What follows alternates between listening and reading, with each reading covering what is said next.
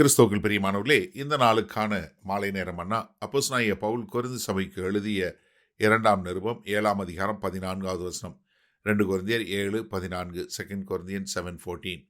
இப்படி இருக்க உங்களுக்கு புகழ்ச்சியாய் நான் அவனுடனே சொன்ன யாதொன்றை குறித்தும் வெட்கப்பட மாட்டேன். நான் சகலத்தையும் உங்களுக்கு சத்தியமாய் சொன்னது போல தீத்துவுடனே நான் உங்களுக்கு புகழ்ச்சியாய் சொன்னதும் சத்தியமாய் விளங்கிற்றே. பவுலோட ஒரு கான்ஃபிடன்ஸ் இல்லை தைரியம் என்ன பாருங்க. ஏற்கனவே அங்கே சபையில் பிரச்சனை, கொரிந்தி சபையில்.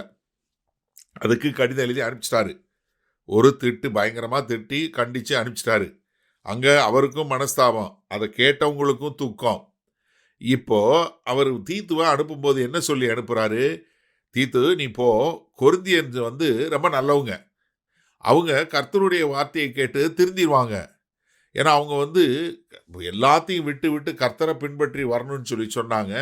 அவங்கள மாதிரி நல்ல சபை யாருமே கிடையாது என்று சொல்லக்கூடியதாய் அவர்களை குறித்து மிகவும் புகழ்ச்சியா மிகவும் மகிழ்ச்சியா என்ன சொல்லி அனுப்பிச்சிட்டாரு? தீத்துக்கிட்ட சொல்லி அனுப்பிச்சிட்டாரு.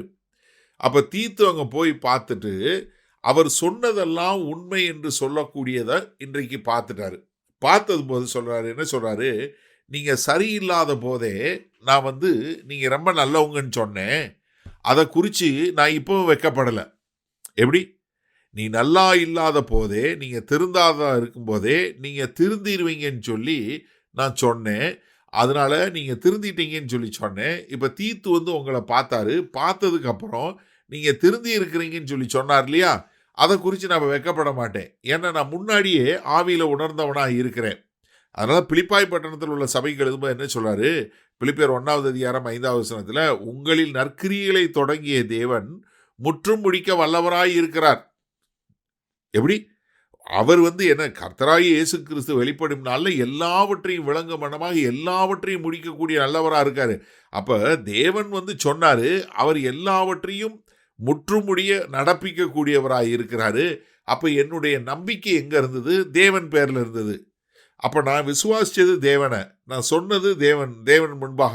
அது மாத்திரமில்ல, நான் உங்களை கடிதம் எழுதும் போதும் சரி, அதனால தான் அநியாயம் செய்தவனை பற்றி இல்லை, அநியாயம் செய்யப்பட்டவனை பற்றி இல்லை, தேவனுக்கு முன்பாக உண்மை விளங்கும்படியா.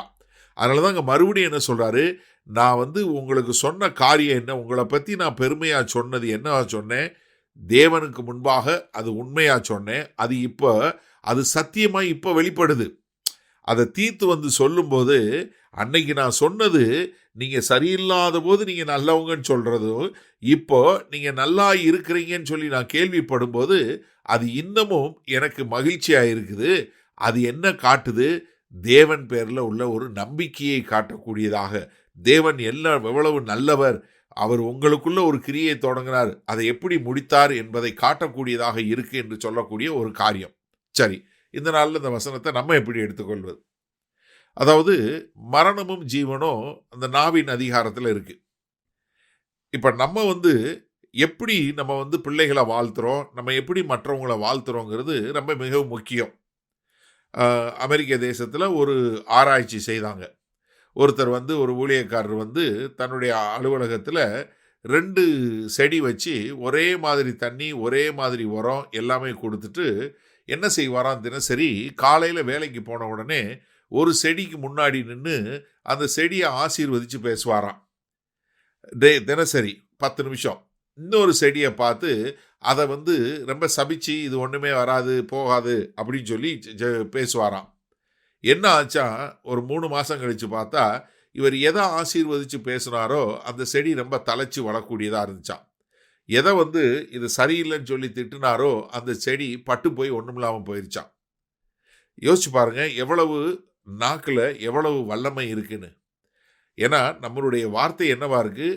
ஆவியும் ஜீவனுமாய் இருக்கிறது. யோவான் 6:63 பார்க்கணும் இல்லையா?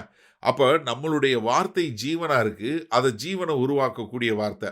அப்போ நீங்கள் உங்கள் பிள்ளைகளையோ உங்கள் ஒரு ஊழியத்திலையோ இல்லவங்களை நீங்கள் எந்த அளவுக்கு கர்த்தர் பேரில் நம்பிக்கை வைத்து ஆசீர்வதிக்கக்கூடிய மக்களாக இருக்கிறீங்க?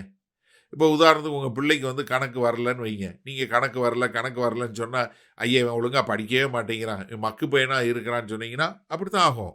மாறாக, இவன் நல்லா படிக்க ஆரம்பிச்சிருக்கான், இப்போ தான் கணக்கு போட ஆரம்பிச்சிருக்கான், இந்த கணக்கு நல்லா பண்ணுறான் அப்படின்னு சொல்லும்போது அவங்களுக்குள்ள ஒரு ஆறுதலையும் தேர்தலையும் கொண்டு வரக்கூடியதா. இப்போ கொரிந்து சபையை பார்க்காத கொரிந்து சபைக்கு சொன்னார், அது அங்கே விளங்கக்கூடியதாக இருந்துச்சு. அப்போ நம்மளுடைய வார்த்தையிலிருந்து நம்மளுடைய பிள்ளைகள், நம்மளுடைய ஊழியங்கள், நம்மளுடைய உற்றார் உறவினர் எல்லாரையும் ஆசீர்வதிக்கக்கூடிய வார்த்தைகளை பேசி நாம் ஒரு ஆசீர்வாதத்தின் சந்ததியாய் இருக்க கர்த்தர் நமக்கு கிருபை பாராட்டுவாராக. வல்ல பிதாவே, இந்த அருமையான நல்ல நாளுக்காய் நன்றி.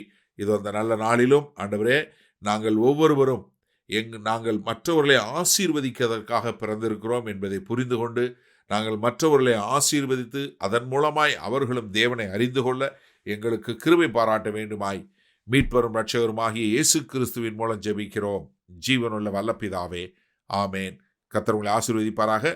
நாம் நாளை காலை தினசரி தியானத்தில் சந்திப்போம். Good night.